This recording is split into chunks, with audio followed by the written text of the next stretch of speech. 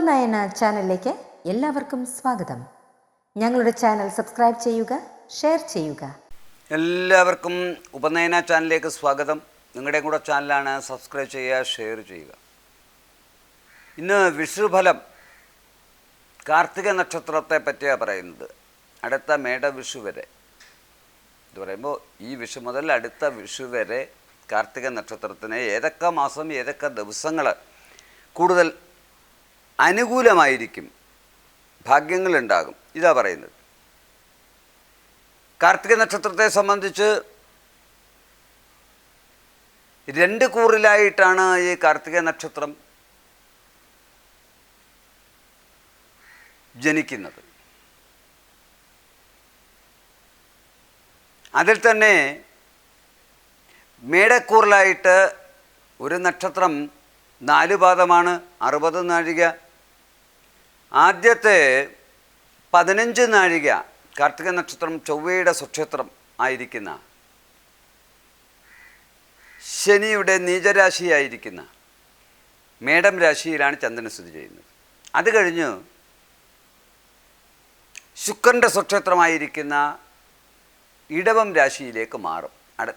അതായത് 3 പാദം 45 നാഴിക ചന്ദ്രൻ. ഇങ്ങനെ 2 കൂറിലായിട്ടാണ് ചന്ദ്രൻ സ്ഥിതി ചെയ്യുന്നത്. ഇത് തന്നെ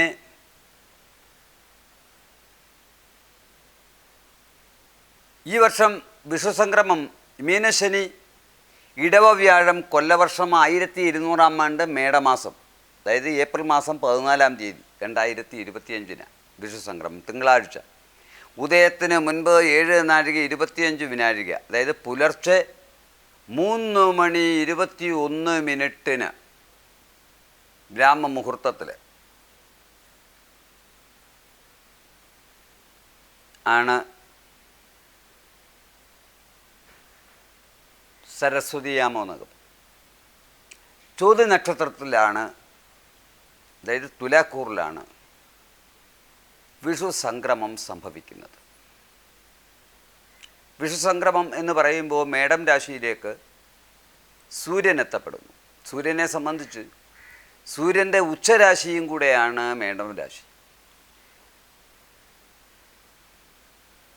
കൃഷ്ണപക്ഷ പ്രഥമതിഥി, വരാഹകരണം, വജ്രനാമനിത്യയോഗവും കൂടിയ സമയം ആണ്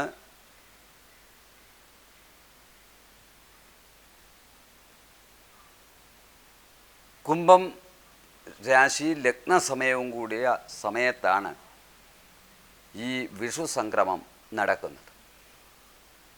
മാത്രമല്ല, ഈ കാർത്തിക നക്ഷത്രത്തെ സംബന്ധിച്ച് ഇവരപാരമായ കഴിവുള്ളവരാണ്, വാശിയുള്ളവരാണ്, ഏത് കാര്യത്തിലും ഉന്നതിയെ മാത്രം പലപ്പോഴും കാക്ഷിക്കുന്നവരാണ്, ഇഷ്ടപ്പെടുന്നവരാണ്. എന്നാൽ പലപ്പോഴും ചില മക്കളുടെ പ്രേരണയ്ക്ക് വഴങ്ങി, അല്ലെങ്കിൽ സുഹൃത്തുക്കളുടെ പ്രേരണയ്ക്ക് വഴങ്ങി ചില വിഷമതകൾ വന്നു ഭവിക്കാം.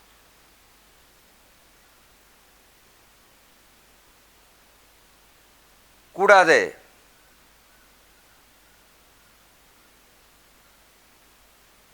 ഈ കാർത്തികയെ സംബന്ധിച്ച് ഹുദാശനെന്ന്, അഗ്നിയെന്ന്, ബഹുല എന്ന്, കൃത്തിക എന്ന് ഒക്കെ പര്യായങ്ങളുണ്ട്.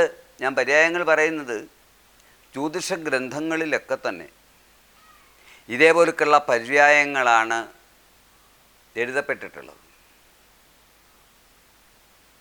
ഇനി ഇടവം രാശിയിലാണ്, ഇടവം രാശിക്ക് വൃഷഭമെന്ന്, തമ്പുരു എന്ന്, ഗോവൃഷമെന്നൊക്കെ പര്യായമുണ്ട്. കാർത്തിക നക്ഷത്രം സ്ത്രീ നക്ഷത്രമാണ്, അസുരഗണ നക്ഷത്രമാണ്, മൃഗമാടാണ്, വൃക്ഷം അത്തിയാണ്. അപ്പോൾ ഈ ആടിനെയൊക്കെ കഴിക്കുന്നവർ കഴിക്കാതിരിക്കുന്നതാണ് നല്ലത്. കാര്യം മൃഗമാണ്, നക്ഷത്രത്തിൻ്റെ മൃഗം കൂടിയാണ് ആട്. മാത്രമല്ല, ഈ നമ്മുടെ മനുഷ്യൻ്റെ ശരീരം കൂടുതലും സസ്യഭുക്കിൻ്റെ രീതിയിലുള്ള ഉദരത്തെയാണ് നൽകിയിട്ടുള്ളത്. അതുകൊണ്ടാണ് ഈ സസ്യാഹാരത്തിന് പ്രത്യേകത ഞാൻ പറഞ്ഞത്.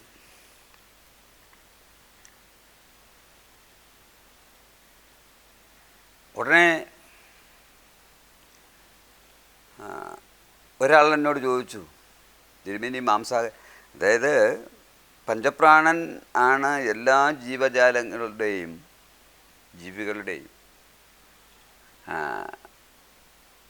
ശരീരത്തിൽ ഉള്ളത്. അപ്പോൾ ഈ പഞ്ചപ്രാണൻ, അതിൽ പ്രാണൻ പ്രാധാന്യം. ഓരോന്നിനും ഓരോരോ ഉത്തരവാദിത്വമുണ്ട് ഈ പഞ്ചപ്രാണൻ. പ്രാണ, പാന, വ്യാന, ഉദാന, സമാന, ഇങ്ങനെ 5 പഞ്ചപ്രാണനാണ്. പിന്നെ ഉപരിപ്രാണന്മാരുണ്ട്. അപ്പോൾ നമ്മൾ ദേഹവിയോഗം നടക്കുന്ന സമയത്ത് പുനർജന്മം എന്ന് പറയുന്ന സാഹചര്യം ഉണ്ടല്ലോ,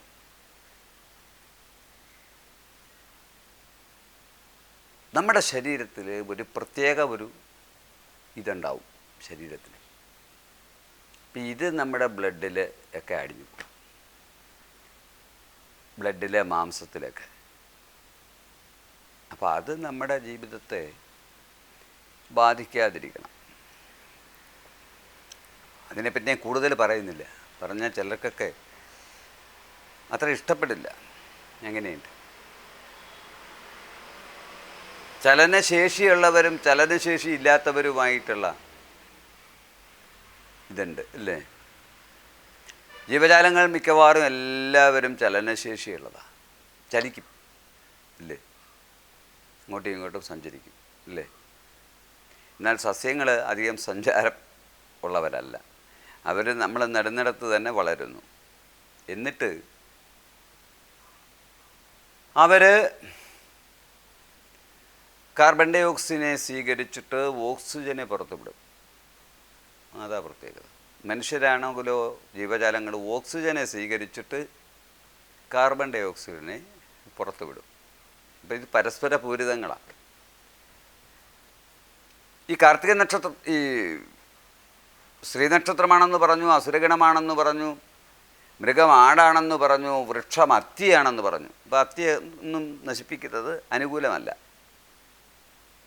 പക്ഷി പുള്ളാണ്, ഭൂതം ഭൂമിയാണ്, പത അഗ്നിയാണ്. ഈ കാർത്തിക നക്ഷത്രം കൈവട്ടക പോലെ തോന്നിക്കുന്ന 6 നക്ഷത്രങ്ങളുടെ ഒരു കൂട്ടമാണ്. വിശാഖം നക്ഷത്രം വേദ നക്ഷത്രമാണ്. ഇവരെ സംബന്ധിച്ച് മേടവിഷു സമയത്ത് ഏപ്രിൽ മാസം 14 തീയതി മുതൽ ഏപ്രിൽ മാസം 21 തീയതി മുതൽ 28 തീയതി വരെ അനുകൂലമാണ്. മെയ് മാസം 11 തീയതി മുതൽ 17 തീയതി വരെ ഭാഗ്യങ്ങളുണ്ടാകും. ജൂൺ മാസം ജോലിയിൽ പല രീതിയിലുള്ള വൈഷമ്യങ്ങൾ കാണിക്കുന്നുണ്ട്. എന്നാൽ 8 തീയതി മുതൽ 16 തീയതി വരെ ഭാഗ്യങ്ങളുണ്ടാകും.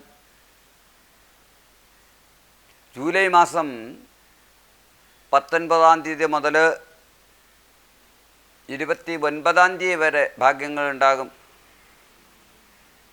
ആഗസ്റ്റ് മാസം 2 തീയതി മുതൽ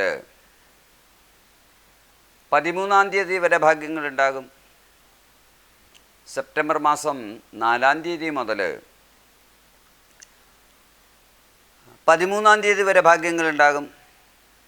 ഒക്ടോബർ മാസം 13 തീയതി മുതൽ 24 തീയതി വരെ ഭാഗ്യങ്ങളുണ്ടാകും. നവംബർ മാസം 15 തീയതി മുതൽ 24 തീയതി വരെ ഭാഗ്യങ്ങളുണ്ടാകും. ഡിസംബർ മാസം 5 തീയതി മുതൽ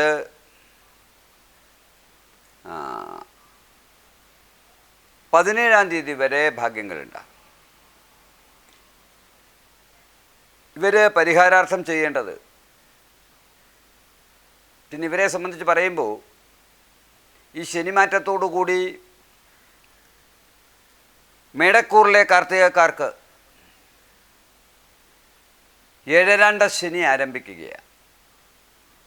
ഇടവക്കൂറിലെ കാർത്തികയ്ക്ക് അനുകൂലവുമാണ്. അതായത് ഇടവക്കൂറിലെന്ന് പറയും അവസാനത്തെ 3 പാദം. കാര്യം ഏഴാണ്ട ശനി എന്ന് പറഞ്ഞാൽ രണ്ടിലും 2, 12 എന്നീ ഭാവങ്ങളിൽ ശനി സഞ്ചരിക്കുന്ന സമയമാണ് ഏഴരാണ്ട ശനി എന്ന് പറയുക. പരിഹാരാർത്ഥം ചെയ്യേണ്ടത് കുടുംബക്ഷേത്രത്തിൽ ദർശനം നടത്തുക, നിവേദ്യം നടത്തുക, പുഷ്പാഞ്ജലി ചെയ്യുക. അതോടൊപ്പം നാട്ടിലെ ദേവതയെ പ്രാർത്ഥിക്കുക, പുഷ്പാഞ്ജലി നടത്തുക, നിവേദ്യം നടത്തുക. ഫലദേവതയ്ക്ക് പ്രാർത്ഥിക്കുക, നിവേദ്യം നടത്തുക. കുടുംബക്ഷേത്രവും ഫലദേവതയും ഒക്കെ ഒന്ന് തന്നെയാണ്. പിന്നെ കൂടാതെ സുബ്രഹ്മണ്യസ്വാമിയെങ്കിൽ നിവേദ്യം, പുഷ്പാഞ്ജലി ഇതെല്ലാം നടത്തും. ക്രിസ്ത്യൻ സഹോദരങ്ങളാണെങ്കിൽ 13, 17, 35 ഇത്യാദി സങ്കീർത്തനങ്ങൾ ചൊല്ലുക. ക്രിസ്ത്യൻ സഹോദരങ്ങളാണ് എങ്കിൽ ലുഹർ, അസർ, മഗ്‌രിബ്, ഇശാഖ്, സുബഹി 5 നിസ്കാരവേളയിൽ മഗ്‌രിബിൻ്റെ സമയത്ത് യാസീൻ ഓതി കുളിക്കുന്നത് കൂടുതൽ അനുകൂലപ്രദമായിരിക്കും. ആകയാൽ ഇല്ലപ്പറമ്പിലെ തേവാരമൂർത്തികൾ, ഭരദേവതകൾ, മേൽക്കാവിലമ്മ, കീഴ്ക്കാവിലമ്മയൊക്കെ അനുഗ്രഹിക്കുമാറാകട്ടെ എന്ന് പ്രാർത്ഥിച്ചുകൊണ്ട് പുതിയ ഓരോ കാര്യങ്ങളുമായിട്ട് കണ്ടുമുട്ടാം. നിർത്തട്ടെ. നന്ദി, നമസ്കാരം. ഇതാ പറയാനുള്ളത്.